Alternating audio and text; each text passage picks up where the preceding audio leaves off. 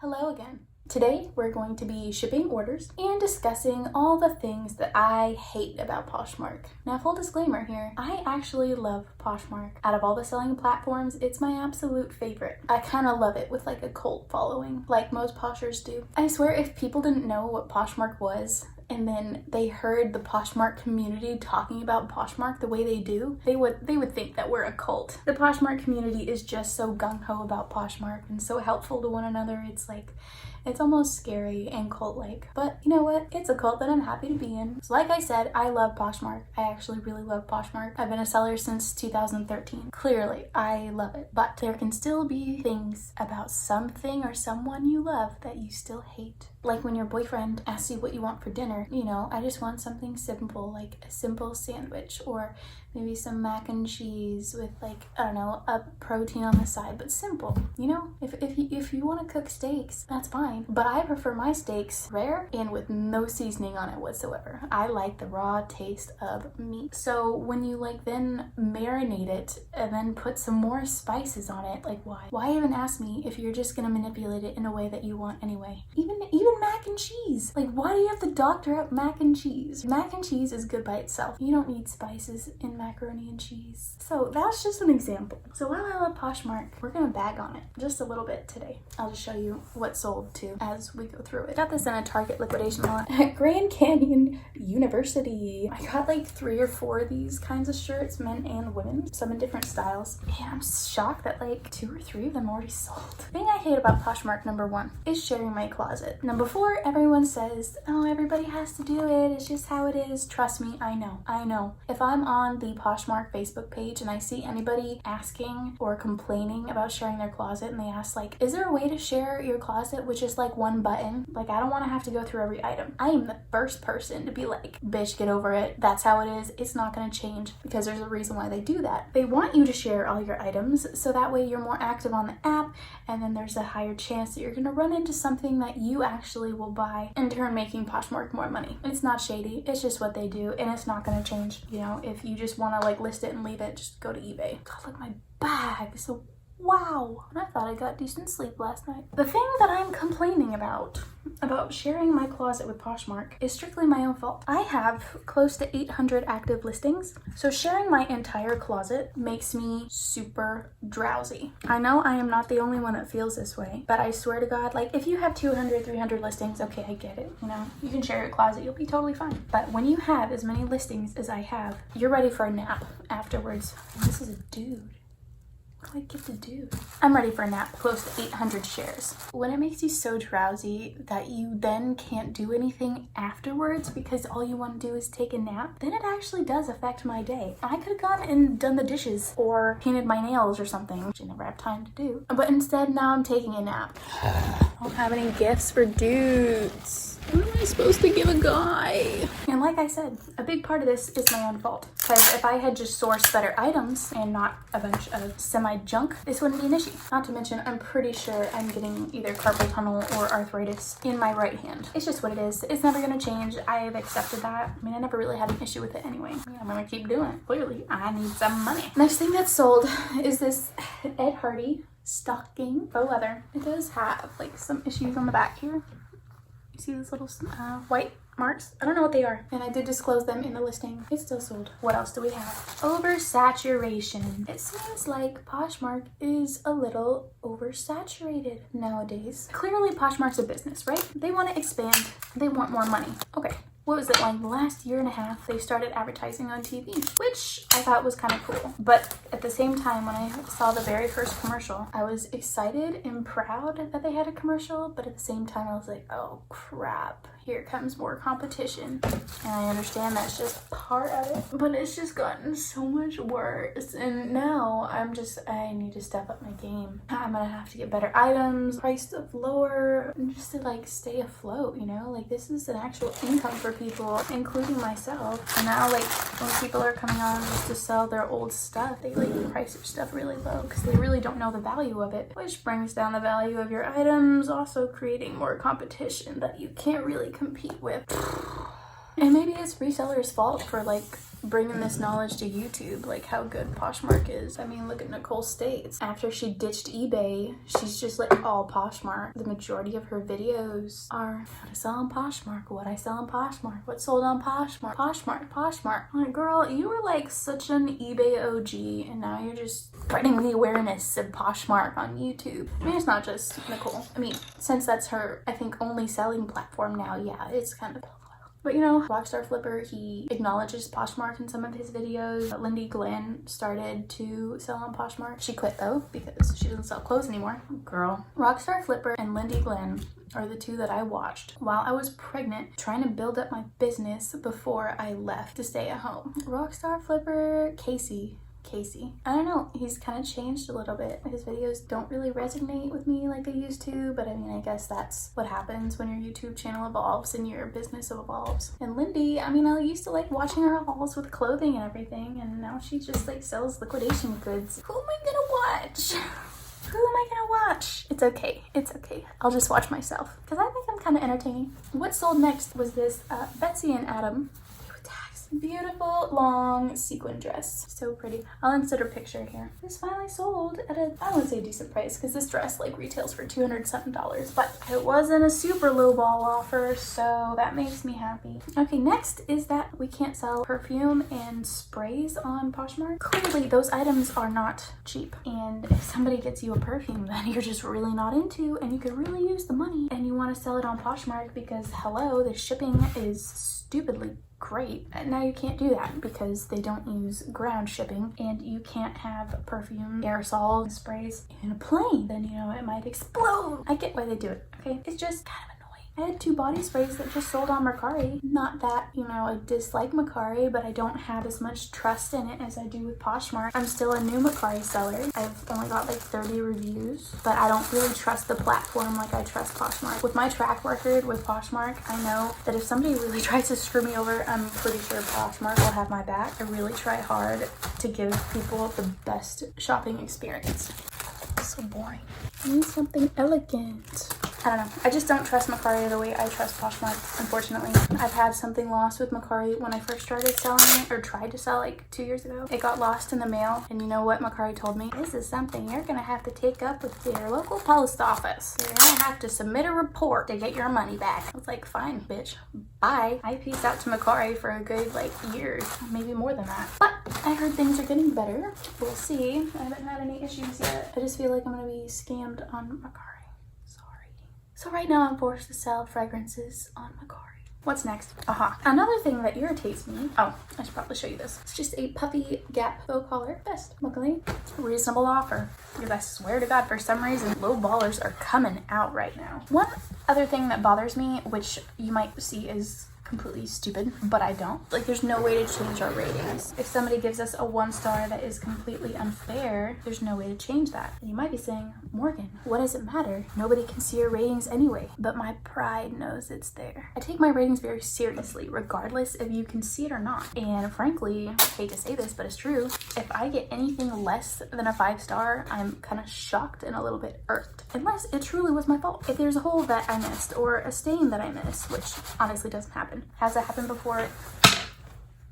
I've never had a complaint about a stain that I missed, a hole that I missed. I think I've had like 2, 3, I'm gonna say 4 in case I'm forgetting one. 1 star ratings out of like over 1,100 ratings, right? I can remember the first one. The first one was a pair of gloves that kind of just went from here down, right? So they didn't have fingers. It was just kind of like an opening. So they would just cover the base of your hand. And they had real fur on them. And the tags, some of the tags was reading in like a Asian language, probably China, I don't know. And that maybe should have been a red flag for me, but I mean, it was real fur. So why are you gonna like make something with real fur if the rest of it's not good quality, you know what I mean? So I sold it. I get a 1 star rating, and she says like the gloves fell apart within 1 hour. Well, crap. I don't know if I could have avoided that, to be quite honest with you, unless I just was like, this Asian writing seems suspicious. Maybe I shouldn't sell it because it might be cheap.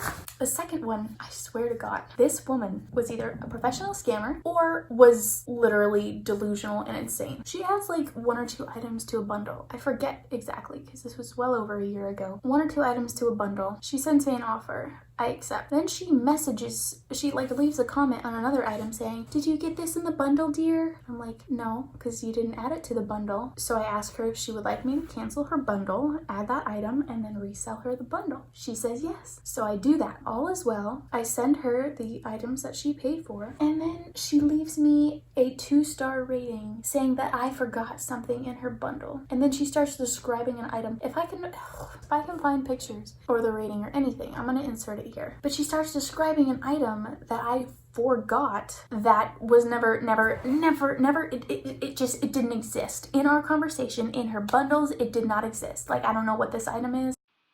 Editing Morgan here. So going back through our conversations, I realized what happened. So she purchased the pink top, then later tagged me in a comment saying something like, hun, did you get the shorts? And I'm like, well, no, you didn't add the shorts to your bundle, so no, the shorts aren't in the bundle. So I offered to cancel the bundle, and then actually put the shorts and the top in a bundle together, and then she'll repurchase. She agreed.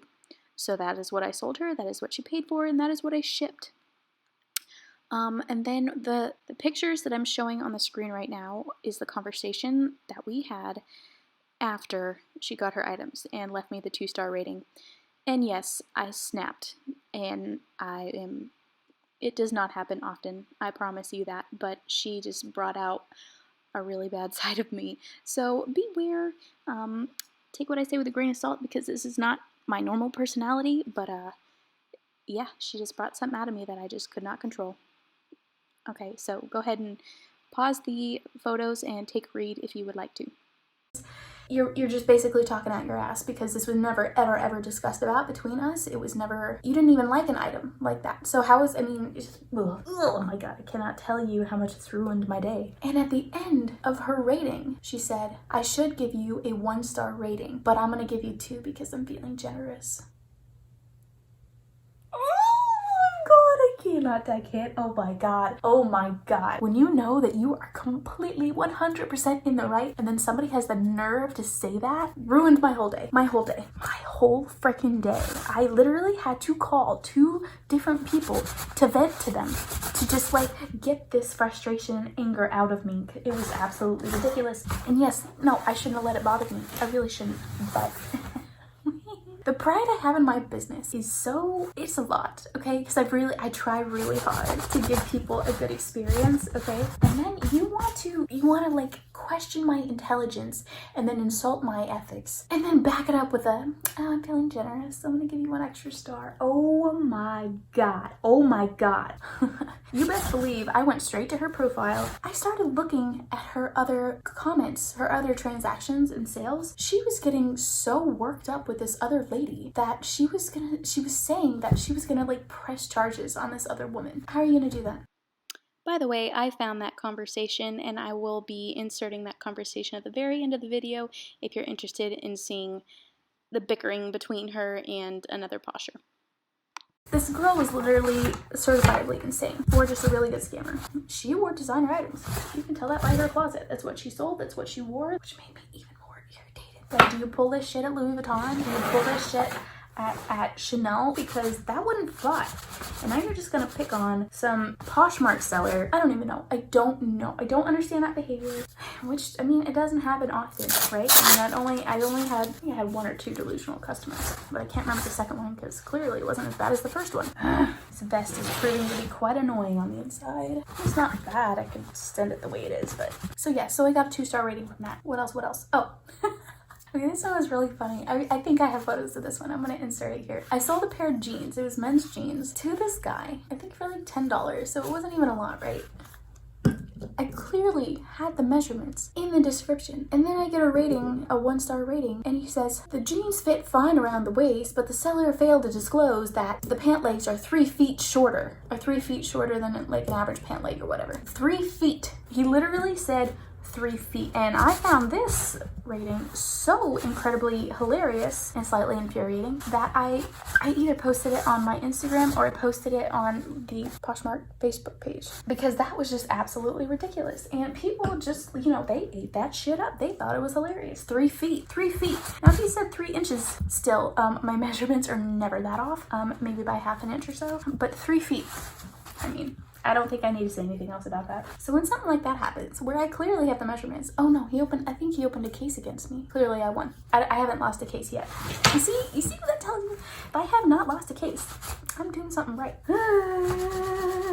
So ridiculous. So when somebody gives you a rating like that, and yes, nobody can see it, I get it, but I still don't think it's fair, because I still see my own rating. You can literally knock me from 5 stars down to 4.9 by giving me a 1-star rating. What was my recent 1-star that really aggravated me? Oh, I got a 1-star rating because I sold somebody a top. I'll insert pictures. I sold somebody a top that was new with tags from Macy's. Okay, I think Macy's, their clothing does a pretty good job of trying to like stay with the general size measurements. Got funky sizes at that store. I got a 1-star rating because she said it doesn't fit like a large.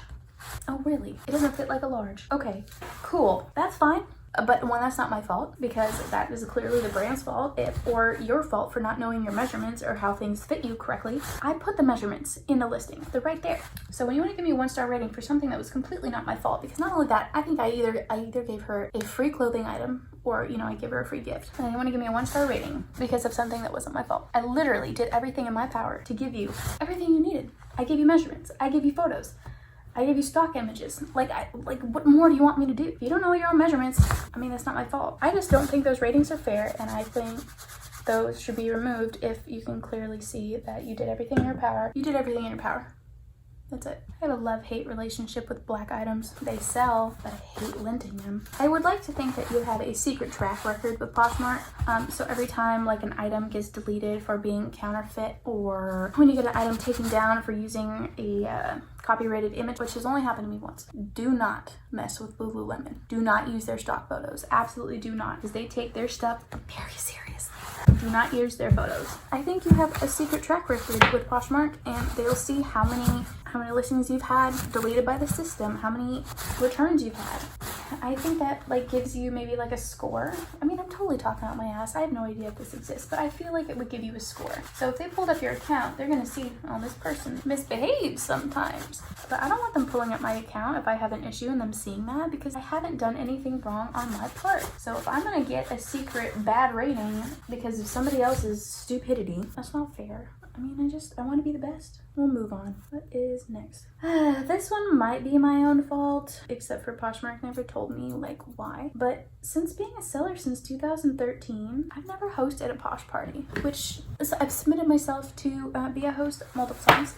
And some of you might be like, why do you care? Posh parties don't even matter anymore. I get that. Posh parties, don't have as much influence and significance as they used to, but they used to. And before the Poshmark Ambassador program, they had suggested users, which would pop up in other people's feed as like, hey, come check out this person. They seem to be a good seller. I applied for that multiple times too and never got it. Maybe it's because I use stock photos, maybe that's the reason, but they never told me that. They never told me that. And frankly, I could be totally wrong about this, but back in the day, I don't remember ever seeing anything about not using stock photos. Not only that, Poshmark doesn't really enforce it. Hopefully Manish doesn't watch this and he's like, I'm gonna do something about that. But yeah, I never got to host a Posh party, which kind of sucked because, I wanted to pick some host picks. Speaking of host picks, any of you OG Poshmark users ever get irritated when a Posh party host would pick their own items to be host picks? Not even 1 or 2. See, like 10. They only got like 100, 200 items to pick, right? I found that kind of shady. I don't like that at all. So maybe that's my own fault that I never got to host a Posh party, but I just wish they would have told me like what I could have done differently, because I wanted to feel that importance of hosting a Posh party and picking out my very specific host picks that everyone gets to see. I don't know, I've loved Poshmark ever since I started using it, so I'm just like, I want to do everything. I want to be a part of everything. If I could afford to go to Posh Fest, I would, but I really can't.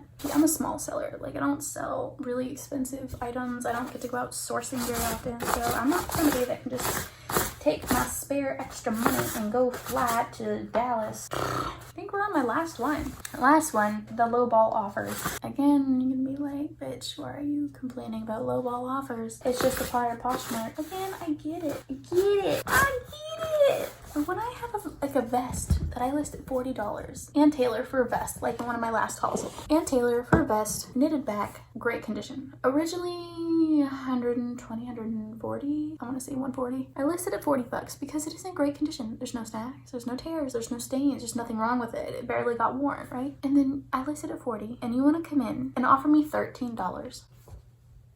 $13. There's very few things that can literally ignite me or irritate me. Very few things, and that's one of them.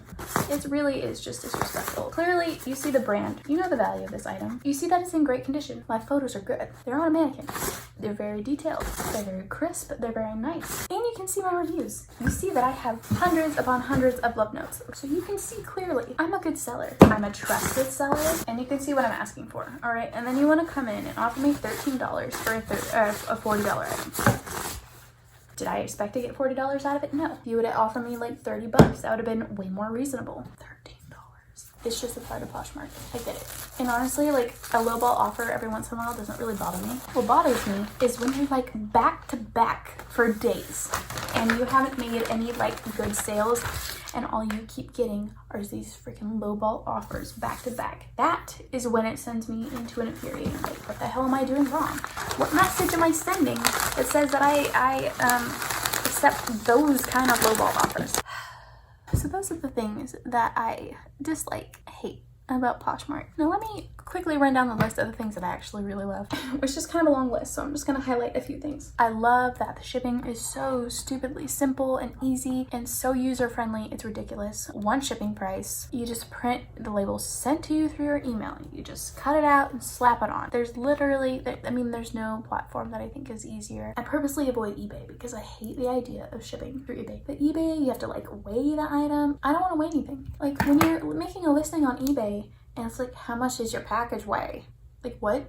Let's just say this was heavier, right? So I'm listing this item on eBay. You want me to go put this in a box with the other shipping supplies that I would normally put in here that would add weight, and then you want me to weigh it as I'm creating my listing? Why would I do that? I'm gonna unbox this and go put it on a shelf or something. I'm not gonna keep my item in its shipping supplies until it ships because maybe it won't even sell. So why should I have to do that? It's unnecessary to me, and thank you Poshmark for making it so simple. That is honestly one of the reasons why I just love you so much. And second is the community. Like I said, if people didn't know what Poshmark was and heard Poshers talking about it the way that they do, they would think it's a cult. We're so friendly.